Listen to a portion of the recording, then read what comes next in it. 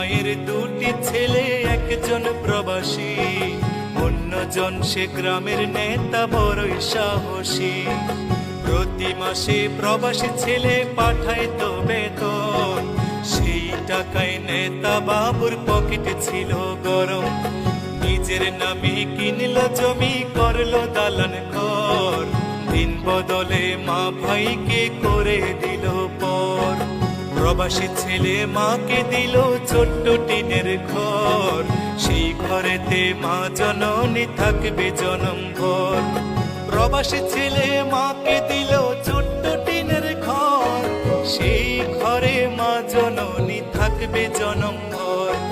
মা জননী খোদার কাছে বলে দুহাত তুলে, বুকের মানিক প্রবাসীতে রেখো আল্লাহ সুখে।